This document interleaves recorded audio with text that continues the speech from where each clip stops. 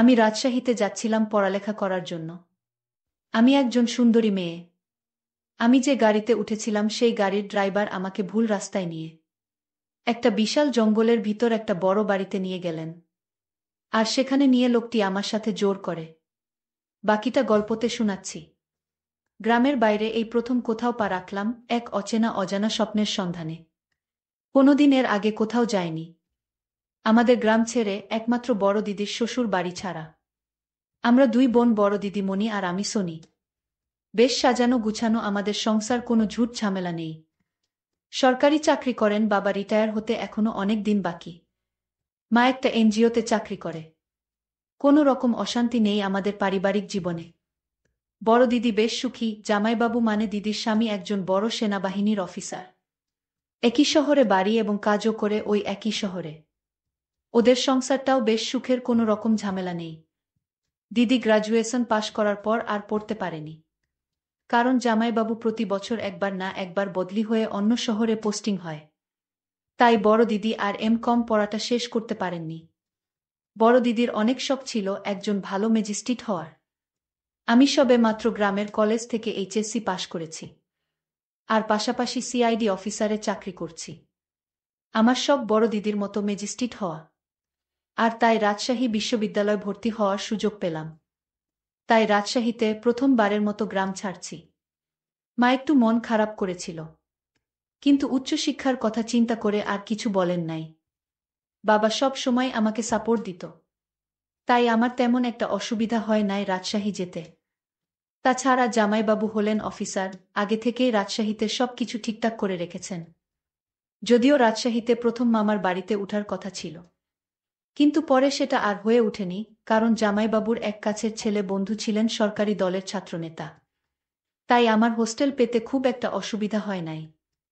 তাই মামার বাড়িতে না উঠে সোজা হোস্টেল এগিয়ে উঠব। এমনিতে মামার সঙ্গে মার আবার খুব একটা ভালো সম্পর্ক নাই, কারণ আমার বাবা ছিলেন একজন গরিব ঘরের ছেলে। কেন আমার মা আমার বাবাকে বিয়ে করলেন, অনেকটা বাংলা সিনেমার মতো। গরিব হলে যত দোষ হয় আর কি। যথাসময়ে বাড়ি থেকে রওয়ানা দিলাম বাস টার্মিনাল এর উদ্দেশ্যে। মাকে এবং বাবাকে পা ধরে নমস্কার করে দিদির সঙ্গে একটু কথা বলে জামাইবাবু আমাকে বাস টার্মিনালে নামিয়ে দিয়ে উনি চলে গেলেন একটা জরুরি কাজের উদ্দেশ্যে। বাস ছাড়ল ঠিক রাত 12টা, তাই 30 মিনিটে রাজশাহীর আগের স্টেশনে গিয়ে বাসটা থাম। পরের দিন সকাল 10টার সময় আমি ভুল করে রাজবাটি নামতে গিয়ে শক্তিগড় নামে একটা জায়গাতে নেমে পড়েছিলাম। কারণ শক্তিগড় নামটা আগেও শোনা ছিল। গ্রামে অনেকের মুখে শক্তিগড়ের বিখ্যাতর কথা বহুবার শুনেছি। আর তাই কন্ডাক্টর শক্তিগড় শক্তিগড় ডাক মারতেই দুম করে বাস থেকে নেমে পড়লাম। আর সেখানটাতেই আমি আমার জীবনের সবচেয়ে ভুলটা করেছিলাম। আমি ঠিক বুঝতে পারছিলাম না কি করব, সঙ্গে বিশাল 2টা লাগেজ, মোবাইল ফোনের ব্যাটারিও শেষ। কাউকে যে ফোন করে সাহায্য চাইব সেই উপায়টুকুও নেই। এদিকে সময়ও গড়িয়ে পার হয়ে প্রায় দুপুর 2টা বেজে গেল। আমি কি করব ঠিক বুঝে উঠতে পারছিলাম না। আমাকে এভাবে রাস্তার পাশে বিশাল 2 লাগেজ নিয়ে দাঁড়িয়ে থাকতে দেখে এক লম্বা মতো সুশ্রী যুবক এসে সাহায্য করতে চাইল। প্রথম প্রথম একটু অন্যরকম মনে হলেও আমি রাজি হলাম উনার সাহায্য নিতে। আমি উনাকে সব খুলে বললাম, উনি সব শুনে আমাকে বললেন যে একটু অপেক্ষা করতে, উনি গাড়িটা নিয়ে আসছেন। উনি যথাসময়ে গাড়ি নিয়ে এলেন। আমার ভারী লাগেজ 2টা উনার গাড়ির পিছনে রাখলেন। পরে উনি আমাকে জিজ্ঞাসা করলেন সামনে বসতে চাই নাকি পিছনে। উনার এত ভালো ব্যবহার দেখে আমি ঠিক করলাম উনার সঙ্গে সামনে গিয়ে বসার। আমি বসলাম, পরে উনি গাড়ি স্টার্ট দিয়ে গাড়ি চালাতে শুরু করলেন। আমি যেহেতু রাজশাহী শহর চিনি না, তাই কিছু বলতে পারছি না কোথায় আমাকে নিয়ে উনি গাড়ি চালাচ্ছেন। বেশ কিছুক্ষণ পরে আমি উনাকে জিজ্ঞাসা করলাম, রাজশাহী ইউনিভার্সিটি কত দূরে? উনি আমার দিকে তাকিয়ে উত্তর দিলেন, এই তো আর মাত্র 10 মিনিট। আমি উনার কথা বিশ্বাস করলাম। ঠিক এর 10 মিনিট পরে একটা বিশাল বাড়ির সামনে গাড়িটা দাঁড় করিয়ে উনি আমাকে বলেন যে গাড়িটা আর যাবে না, একটু ঠিক করতে হবে। আমি যেন গাড়ি থেকে নেমে ওই বাড়ির ভিতর গিয়ে বসি। ঠিক কি করব বুঝতে পারছিলাম না। তখন আমার বেশ খারাপ লাগছিল। কেন এই ভুলটা করতে গেলাম একটা অজানা অচেনা পুরুষ মানুষের সঙ্গে। সে যাই হোক, আমি গাড়ি থেকে নেমে সোজা উনার সঙ্গে আমি উনার বাড়িতে গেলাম। উনি 10 মিনিট পরে এসে আমাকে জিজ্ঞাসা করলেন, আমি কিছু খাব কি না? আমি উনাকে বিনীতভাবে উত্তর দিলাম না। কারণ আমি একটু একটু ভয় পেতে শুরু করেছিলাম। উনি তখন দরজাটা বন্ধ করে দিলেন। আর আমার দিকে আস্তে আস্তে এগিয়ে আসলেন। আমি কোনো রকম উনাকে জিজ্ঞাসা করলাম। আমি ওনাকে জিজ্ঞেস করলাম, আপনি দরজা বন্ধ করলেন কেন? উনি কোনো রকম অভিনয় না করে সোজা আমাকে বলেন, আমার তোমার সাথে অনেক কথা আছে। অনেক প্রয়োজন আছে। আমি আপনাকে চিনি না, জানি না। আপনি আমার সাথে কি কথা বলবেন? আর আপনি আমাকে এখানে কেন নিয়ে আসলেন? উনি বললেন, একটু পর বুঝতে পারবে আমি তোমাকে কেন এখানে নিয়ে আসলাম। আমি কোনো কুল কিনারা না দেখে ভয়ের অভিনয় করে কাঁদতে শুরু করে দিলাম। তখন উনি আমার কাছে এসে বলেন যে ভয় পাবার কিছু নাই। আমি এমন কিছু করব না যাতে তোমার ভয় হয়। আর আজ যদি তুমি আমার কথা না রাখো, তাহলে তুমি এখান থেকে যেতে পারবে না। আমি তার মুখে এই কথা শুনে আশ্চর্য হলাম। আর আমি কান্নার অভিনয় শুরু করে দিলাম। আমাকে তিনি বললেন, এই তুমি এভাবে কান্না করছো কেন? আমার একটা ছোট্ট কথা রাখো। আমি সকালে তোমাকে রাজশাহীতে পৌঁছে দিব। আর যদি তুমি আমার কথা না রাখো তাহলে তোমার অনেক বিপদ হবে। আমি বললাম, আপনার কি কথা? উনি বললেন, তোমার বিয়ে হয়েছে। আমি বললাম, না। আমার বিয়ে কথা আপনি জিজ্ঞেস করলেন কেন? উনি বললেন, তোমার যদি বিয়ে হতো তাহলে তোমার স্বামীর সাথে কি করতে? আমি তার কথা শুনে বললাম, কি আর করতাম? আপনিই বলুন। বোকা মেয়ে, বিয়ের পর স্বামীর সকল কথা রাখতে হয়। লোকটার কথা শুনে আমার মনে হচ্ছিল তার গালে দুইটা জোরে থাপ্পড় মেরে দেই, কিন্তু আমি তো এখন অসহায়। আমার পাশে কেউ নাই।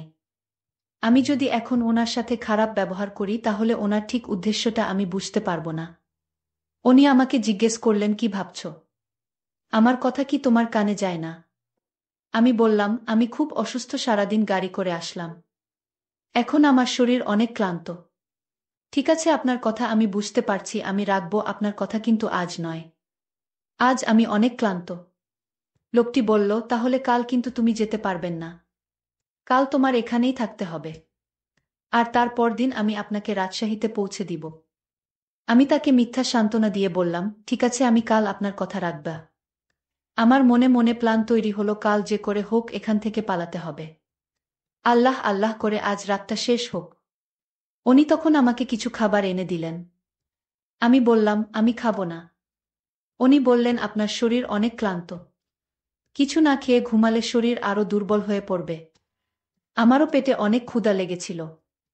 আর তাই রুটির সাথে তরকারি দিয়ে খেয়ে নিলাম। উনি পাশের রুমে গিয়ে শুয়ে পড়লেন। আর আমাকে বললেন, আপনার কোনো কিছুর প্রয়োজন হলে আমায় ডাক দিবেন। আমি মাথা নেড়ে সম্মতি দিলাম। তারপর সকাল হলো। আমি ভাবতে থাকলাম কি করে এখান থেকে পালানো যায়। আমি কিভাবে ধোঁকা দিয়ে পালানো যায় সেই চিন্তায় মগ্ন। সকালে লোকটি আমার রুমে এসে বলল, এই মেয়ে, দৌড় ফ্রেশ হয়ে খেয়ে নাও। আমি তাকে জিজ্ঞেস করলাম, আপনার বাড়িতে আর কে কে থাকে? লোকটি বলল, এটা জানার তোমার দরকার নেই। আমি বললাম, ঠিক আছে, আপনি বাহিরে যান, আমি ফ্রেশ হয়ে খেয়ে নিচ্ছি। লোকটি তখন তার রুমে চলে গেলেন। চলে যেতেই আমি ফ্রেশ হয়ে নিজের লাগেজগুলোর ভিতরে কিছু টাকা ছিল, টাকাগুলো নিয়ে নিলাম। তারপর আমি ধীরে ধীরে ঘর থেকে বাহির হলাম। আস্তে আস্তে হাঁটা শুরু করলাম। তারপর আমি দৌড় দিলাম। আমি ভয়ে ভয়ে এখান থেকে পালানোর চেষ্টা করলাম। আমি কিছুক্ষণ যাওয়ার পর আমি কোনো রাস্তা খুঁজে পাচ্ছি না। আমি সামনে গিয়ে দেখলাম বিশাল বড় একটা গেট, আর সেই গেট বাহির থেকে তালা লাগানো। আমি এখন কি করব? আমি এখানে কিভাবে এলাম? আমি তো গাড়ি দিয়ে ভিতরে আসছিলাম। এখন তো বাহির হতে পারছি না। লোকটি আমাকে ঘরে না পেয়ে আমাকে খুঁজতে শুরু করল। লোকটি জানে আমি কোন দিকে আসছি। আর তাই তো উনি আমাকে সহজে খুঁজে বের করে ফেললেন। আর আমায় বললেন, আপনার সাহস তো কম না, আপনি পালিয়ে যেতে চাইছেন। যান, কিভাবে পালিয়ে যাবেন? এখন পর্যন্ত আমার বাংলোতে 25 জন মেয়ে আটক, তারা যেতে পারেনি। আর আপনি চলে যাবেন? যান। যারা আটক আছে তারা 2 বছর যাবত এখান থেকে পালাবার চেষ্টা করলেন, কিন্তু পালাতে পারেনি। আর তুমি কি না এখান থেকে চলে যেতে চাইছ? আমি লোকটির কথা শুনে তার পায়ে ধরে বললাম, আপনি আমার বড় ভাইয়ের মতো, আপনি আমাকে এখান থেকে যেতে দিন। লোকটি তখন হাসি দিয়ে বলল, আমি তো আপনাকে ছেড়ে দেওয়ার জন্য এখানে আনিনি। আপনি যতই চেষ্টা করেন এই বাংলো থেকে পালাতে পারবেন না। আমি আপনাকে খুব সুন্দর করে বুঝিয়ে বলেছিলাম আপনি আমার কথা রাখলে আপনাকে এখান থেকে যেতে দিবা। কিন্তু আপনি তা না করে পালানোর চেষ্টা করছেন। এখন তো আর যেতে পারবেন না। ওই মেয়েদের সঙ্গে তোমার থাকতে হবে। আমাকে তখন বলল, চলুন আমার সাথে, নইলে আমার আসল চেহারা সম্পর্কে আপনার ধারণা নেই। তাই আপনাকে ভালো করে বলছি, আপনি আমার সাথে চলুন। আমি কোনো উপায় না পেয়ে আমি তার সাথে গেলাম। তখন তিনি আমায় একটা রুমে নিয়ে গেলেন। আমি রুমের ভিতরের দৃশ্যটা দেখেই আমার দম বন্ধ হয়ে আসছিল। কারণ ওইখানে আরও 25টা মেয়েকে দেখতে পেলাম। আমি তাকে জিজ্ঞেস করলাম, এখানে এত মেয়ে কেন? উনি বললেন, ওনারা এখানে চাকরি করেন। আমি বললাম, এখানে আবার কিসের চাকরি? আপনি সত্যি করে বলেন, ওদেরকে কেন আপনি আটকিয়ে রাখছেন, এখান থেকে যেতে দিচ্ছেন না? লোকটি তখন আমাকে ভয় দেখিয়ে বলল, একদম চুপ, সেই জবাব কি তোকে দিতে হবে? তুই নিজের চিন্তা কর, আজ তোর কি হবে সেটা নিয়ে ভাব। আজ তুই বুঝতে পারবি ওনারা এখানে কেন থাকেন। মেয়েগুলো আমাকে দেখে কান্না করতে শুরু করল। মেয়েগুলো আমার দিকে তাকিয়ে বলল, আজ আমাদের যে অবস্থা দেখছো তোমারও ঠিক এমন অবস্থা হবে। আমি মেয়েদেরকে জিজ্ঞেস করলাম, তোমাদের সাথে কি হয়েছিল? তারা বলল, আজ রাতে বুঝতে পারবেন কি হয়েছিল। তাদের কথা শুনে মনে হচ্ছে তারা ওদের ভয়ে এখানে রয়ে গেছে। আমি মনে মনে চিন্তা করলাম, আজ রাতে কি ঘটবে আমার সাথে আল্লাহ জানে। আমার তো খুব ভয় হচ্ছে তাদের মুখের কথা শুনে। আমি তো এখান থেকে পালাতেও পারবা না। মনে মনে ভীষণ চিন্তা হচ্ছিল। সন্ধ্যা ঘনিয়ে আসছে। আমার মনের ভিতর ভয় বেড়ে চলেছে। আমি কেন গাড়ি থেকে নামতে গেলাম? আজ যদি আমি গাড়ি থেকে না নামতাম তাহলে হয়তো আজ এমন বিপদে পড়তে হতো না। নিজের একটা ভুলের জন্য আজ আমার এমন পরিস্থিতি। আমি এসব চিন্তা করছিলাম। হঠাৎ দেখলাম লোকটি আমার পিছনে দাঁড়ানো। আমাকে বললেন, আমি তোমাকে ছেড়ে দিব। তবে আমার একটা কথা ছিল, যদি আমার কথা যথাযথভাবে পালন করো তাহলে তাদের মতো তোমার অবস্থা হবে না। আমি বুঝেছিলাম লোকটা আমার সাথে মিথ্যা কথা বলছে। আমি অসহায় অভিনয় করে বললাম, সত্যি আমাকে এখান থেকে যেতে দিবেন? যদি আমাকে ছেড়ে দেন তাহলে আপনার প্রতি আমি সারা জীবন কৃতজ্ঞ থাকিব। লোকটি বলল, এখন রুমে আসো। আমি রুমে যেতেই লোকটি দরজাটা বন্ধ করে দিল। আমি বললাম, দরজা বন্ধ করলেন কেন? লোকটি বলল, রাতে কি কেউ দরজা খুলে রেখে ঘুমায় নাকি? চোর এসে ঘরের জিনিসপত্র সব নিয়ে যাবে। আমি বললাম, তাহলে আপনি রুম থেকে বের হন। উনি বলল, আমি তো রুম থেকে বের হওয়ার জন্য রুমে আসিনি। আমি লোকটিকে বললাম, আপনি আমায় দয়া করুন, আপনি এখনই রুম থেকে বের হন। লোকটি তখন আমায় বলল, আর একটা কথা বলবি না, একদম চুপচাপ থাকবি। আর আমি এখন যা বলবো তা পালন করবি। আমি লোকটিকে ধমক দিয়ে বললাম, এই তুই আমায় চিনিস আমি কে? লোকটি বলল, তোকে চিনে আমার দরকার নাই। আমি এখন যা বলবো তা যদি না শুনিস তাহলে এখনই বুঝতে পারবি তোর কি অবস্থা হবে। আমি লোকটি বললাম, শয়তান, তোর চিন্তা কর তোর অবস্থা এখন কি হবে। আমি আমার পকেট থেকে আমার কার্ডটি বের করে দেখালাম। সে আমার কার্ড দেখে চমকে উঠল। তুই হয়তো চিনিস না আমি কে। আমার পরিচয়, আমি একজন সিআইডি অফিসার। আমি এতদিন এখানে যা করেছি, গাড়ি থেকে শুরু করে এই পর্যন্ত, সব আমার অভিনয়। আমি তোর আসল রহস্য খুঁজে বের করার জন্য তোর সাথে নাটক করেছি। লোকটি আমার কথা শুনে বলল, আম্মা, আমায় মাফ করে দেন। আমার কোনো দোষ নেই। ওই রুমে যে মেয়েগুলো বন্দি দেখলেন তা আমি করিনি। আমার বস করেছে। সে প্রতি মাসে মেয়েদের পাচার করে। আমি লোকটিকে বললাম, তোর বসকে আসতে বল। লোকটি তার বসকে আসতে বলল। তার বস আসতে তাকে আমি হাতকড়া পরিয়ে জেলে নিয়ে গেলাম। আর বন্দি মেয়েদেরকে তাদের বাবা মায়ের কাছে যেতে দিলাম। বন্ধুরা, আজকের গল্পটি কেমন লাগলো তা অবশ্যই কমেন্ট করে জানাবেন। আর হ্যাঁ বন্ধুরা, এরকম নতুন নতুন গল্প পেতে আমার চ্যানেলটিকে সাবস্ক্রাইব করে পাশে থাকবেন। ধন্যবাদ।